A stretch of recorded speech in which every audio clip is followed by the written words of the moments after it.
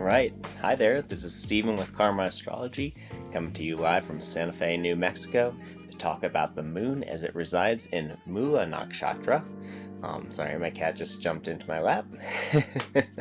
But yeah, the moon is in Mula Nakshatra, as you can see down here in the corner. Mula Nakshatra is in Sagittarius. It's at the very beginning of Sagittarius, and that's why the moon is actually just entered there right now. It's at 0 degrees and 11 minutes. So it is freshly in Mula. It'll be there for about a day, a little bit less than a day, like 21 hours. Just seems to be that way right now that the moon's going through this part of the zodiac a little bit quicker. And in general, so the moon is in Sagittarius for 2.5 days. And Sagittarius is a really nice, friendly sign to the moon, unlike Scorpio, where we just kind of exited this eclipse energy and everything. But Sagittarius is much more inspiring. It's kind of like Scorpio is that darkness where we're focused on all the difficulty and the uncomfortable aspects of life that, the transitions and the dissolution and all the things that we worry about and we're kind of fearful of and paranoid of. And we come into Sagittarius when the moon moves into Sagittarius from Scorpio down here into Sag.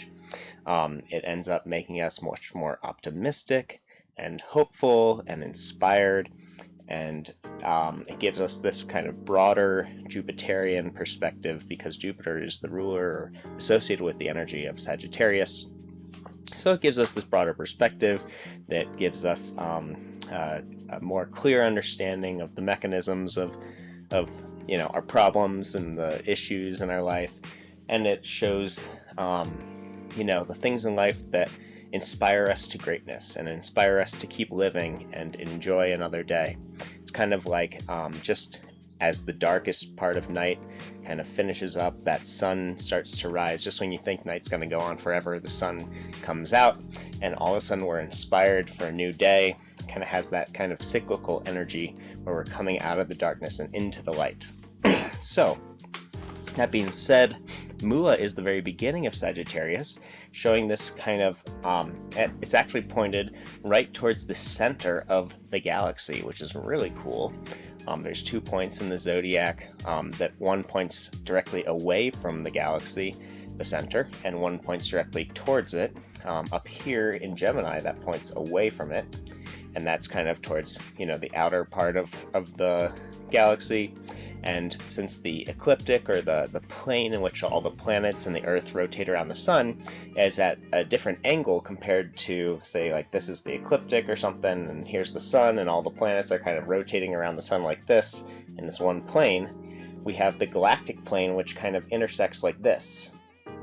So we can see there's 2 points in the intersection of the galactic plane and the ecliptic that we get to experience.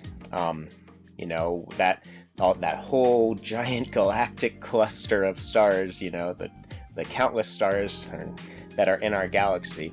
And it just so happens to be, I don't know if this is for some astrophysical reason or what, it must be in some regard, but the point in the zodiac that happens to intersect, in these 2 planes that happen to intersect, points directly towards the center of the galaxy and directly away from the center, so towards the outside of the galaxy, which is pretty cool. So this one points directly towards the center, and it's called root. Mula translates to root in English.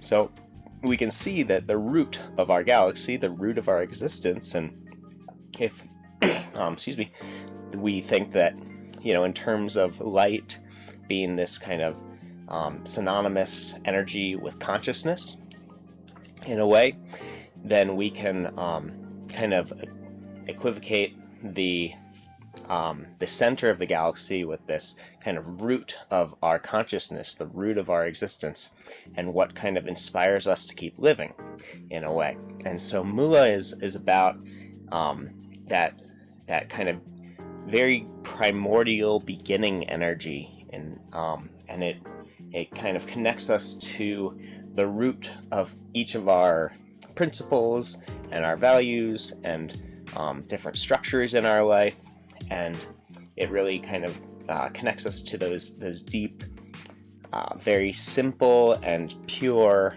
elements that we build up from. So Mula is actually ruled by or connected with the deity called Naruti, or as we call her, Kali today. Or it's this kind of female Shiva-like energy. And if you don't know anything about Kali or Naruti or Durga, that's another name for her. And so it's this female deity that is associated with the part of us that wants to get down and understand those core principles in our lives and those core values, the fundamental principles in anything that we do.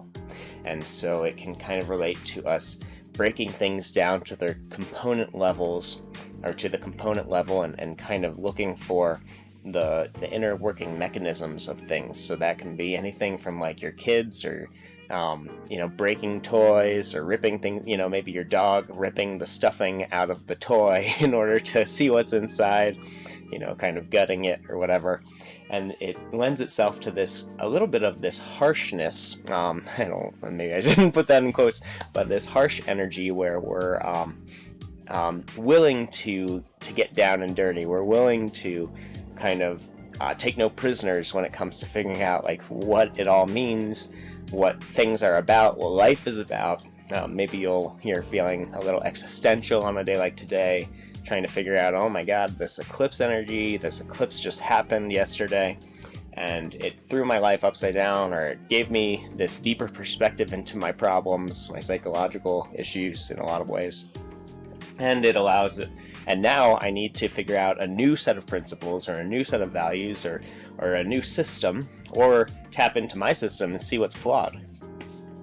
So we're kind of diving deep today. It's still that kind of intense energy that is in Scorpio, but it's more of this kind of purposeful, optimistic, and goal-oriented energy that we're like lifting ourselves out of the Scorpio and back into the light, and giving ourselves like this new breath of fresh air and purpose and clarity. These fire qualities associated with Sagittarius. So Mula, Naruti, there's definitely this kind of goddess that shows us the beauty and the ugliness with the world. There's this when we kind of get superficial, we can only, we can tend to just look at, one aspect of that. When we're more holistic and just all together in all the different, when we're trying to be more comprehensive with our view of the world and the universe and what life is all about. And then we need to include death, we need to include the darkness, or we need to include the light. If we're only looking at one, we need to basically balance that out and figure out how to find that balance in our lives with our values and principles. And then in terms of the symbol of this nakshatra, I like to talk about kind of the deity or the archetype, personality archetype, and then the symbol. And the symbol is the root, or a bundle of roots. So it really does kind of doubles down on that whole aspect of Mula being translated literally to root, and how we can really get to the core and look underneath. When we're gardening, we need to dig up the weeds before we even start. So we might need to, and anyone that's gardened at all knows that if you don't take care of the roots and you just cut off the top or rip it out, it at least if there's just the slightest root and it's a really strong plant, it will grow back. So in order to get to the bottom, to kind of root out any issue in our life and make progress, we need to get down and dirty and get our hands in the soil, get our hands in the dirt, and in the dirt of our consciousness, and the dirt of our emotions, and the dirt of anything, our job or whatever is going on in our life. It's going to affect you in different ways. As individually and collectively, it will be different, but we're all kind of getting our hands dirty. We're kind of looking for those weeds and figuring out how to make progress, how to kind of get rid of the old and welcome in the new. See what worked before, see what's, and then kind of, plant the seed in this nakshatra as well. So we're ripping out the roots and we're planting a new seed so that it can create roots. And anyone that has done gardening knows that you need to wait for those roots to sprout and spread out before the shoot comes out, and then we see the sprout as kind of the secondary quality, or the secondary I guess phase of growth for plants, and so the root and the seed, that's really what we're kind of focusing on today. So you might be getting down into the weeds, you might be getting, for lack of a better term, you might be just thinking about things a little more intensely and with more purpose, and with the idea that you want to figure out how they work deep down. So I'm going to show you next what it looks like in the sky. See, we have someone in here. I can't see your name or anything, but if you want to say hi in the chat, feel free. If you have any questions, let me know. Otherwise, I'm just going to move on and just keep on going with this. So our next thing I like to do is show you where it is in the sky, give you a good idea of, the picture of it, so that you can look all smart and cool with your friends or whatever, and, let them know what's going on in the sky. So if we kind of back up a little bit here, this is really kind of towards the tail of Scorpio in Moon's orbit down here.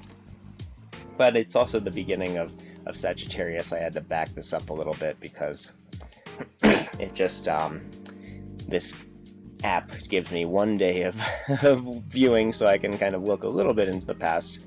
And since we just entered Mula in the last 20 minutes, currently it's 11:30 Mountain Time, that it's going to be a little bit further to the left than where the moon is in this part of the sky, like over here. In that kind of Ophiuchus region. So you can see it's exiting Scorpio, it's entering that teapot of Sagittarius. So when you look up in the sky, you'll see, if you have a really clear sky, you'll be able to see the galaxy or the Milky Way, stars kind of going up here, all up in this region, and down here. Sorry, you can't see my cursor, but you can see the stars I'm highlighting. So they kind of go up and down from there, and Sagittarius is kind of the beginning, or that center, that constellation is associated with the center of the galaxy, and Mula is kind of the beginning aspect of this constellation. Alright, gonna go back again. Hello. Let me just switch screens again, and then I'm going to talk about some of the strengths and weaknesses and auspicious and inauspicious activities that we can do on a day like today. And then maybe I'll touch on Mercury as it entered Gemini up here. In that ME is Mercury and that MA is Mars, so they're coming into conjunction. And I will talk a little bit about that after. So, coming back to kind of strengths and weaknesses or other factors of Mula. It allows us to face adversity with poise and composure. It gives us some of the other strengths are it gives us skill at in persuading people to do things or to think differently and to kind of change their perspective a little bit. It makes us good politicians for that reason. We can be more clever and witty here when the moon's in this part of the sky on a day like today. More success-oriented and determined. It gives us a good speaking nature, or good speaking skills, as if I could get that out clearly, ironically. It makes us generous, in a way, and success-oriented, goal-oriented. Can make us more jovial and happy, adventurous, and brave. And then in terms of some of the shadow qualities, it can bring out some of our insecurities when we're looking deep and we notice that we're not necessarily on firm ground or on sound principles. And it's a great day to kind of fix that, take that weed out and plant the new seed of stronger principles and more refined way of being. It can make us overly focused on ourselves and lack a sense of appreciation for other people. We can be too focused on our goals and kind of let other things fall to the wayside when we get too fixated. It can make us more arrogant and destructive, self-destructive in a way. So you gotta be sure not to, be kicking yourself or putting yourself down too much. If you see your flaws a little bit more easily on a day like today, or see someone else's flaws, it's a good day to kind of help them It's by pointing out those issues, help yourself by pointing out those issues without kind of being too destructive in that, because there's this tendency towards harshness on a day like today, and sharpness. So we might be more inclined to kind of attack or aggress on somebody. It can make us stubborn and self-sabotaging. It can make us a little selfish and lustful in a way, and actually a little angry when we see that, you know, we haven't necessarily been, or other people haven't necessarily been in acting correctly as what we might perceive to be correctly. So we need to kind of have a little more tolerance and understanding of other people. And then, excuse me, in terms of strength, favorable activities, it's good for, you know, getting down dirty, getting deep, you know, observing flaws and issues in life, and in anything that you do, maybe for a living. You're analyzing kind of the faults in a system, and it's a great day for looking for those kind of faults and flaws, replacing them with, you know, better things. It's a good day for learning and gathering knowledge, for healing in general. It's a good day for gardening and planting, of course, any type of agricultural activities that you do, if that's in your career or whatever. It's a great day for designing new systems. It is a good day for forcefulness if you need to really take aggressive action in order to get some, you know, remove some sort of weakness. It can help with it's a good day actually for buying and selling homes, for laying the foundation of houses, for planting seeds, for any sort of, you know, conception activities, if you know what I mean, expressing your sexuality in that line. It's also a great day for meditating, and it's always a good day for meditating and for inner contemplation and inner work, initiations, and any sort of adventures. So it's pretty favorable day for taking activity and, you know, stuff like that. In terms of unfavorable activities, it's not a great day for tactfulness. It's very difficult to be tactful on a day like today when we have the tendency or propensity to be sharp and aggressive. It's not a great day to focus on diplomatic actions, things that we need to negotiate or negotiated relationships. It's not a great day to focus on kind of materialism and any sort of, surface matters. This is much more about digging deep and getting to the core of issues, and changing them. It's not a great day for getting married or financial transactions in general, except, you know, when it comes to homes and house stuff, I guess. The bigger things are more important, and getting to the root of the big issues are really what we're focusing on here. So that being said, let's see, there's Mars and Mercury are up here in Gemini now. Mercury just entered. You can see it says 0 degrees and 22 minutes. And Mercury is that part of us that kind of relates to it is our intellect, it's our mind, it's our thinking capacity, it's our speaking nature, our communication skills, and our ability to kind of absorb and also transmit information and to communicate effectively, basically. And so when Mercury comes into Gemini, Gemini is actually associated with Mercury as the masculine side of Mercury. And so it heightens our ability to learn things and to communicate, and it allows us to think a lot quicker and to be more kind of amicable and approachable and friendly, because we're faster thinking, and Mercury is also like a social planet. It deals with our social interactions, of course, you know, when we're communicating. So it can kind of allow us to think about ways that we can draw and bridge connections between people, between ourselves and others. And that can be, you know, in any number of ways. It kind of helps our thinking in that regard, and helps us to get along with other people in a lot of ways. Now, on the other side, Mars is there, and Mars is about our kind of protecting our individuality, or protecting the things that we really relate to or connect with. So Mars might be making our speech. When Mercury and Mars comes together, our speech can get more harsh. We can be more direct. We can be a lot more serious and fiery and aggressive with how we talk. So it lends itself towards arguments, fighting, especially verbally, and it gives us, it actually gives us a better, more intellectual nature in our, martial skills. So if we are, a martial artist, or we do something that involves some sort of aggressive Martian like fighting action for a living, or a soldier, if we're,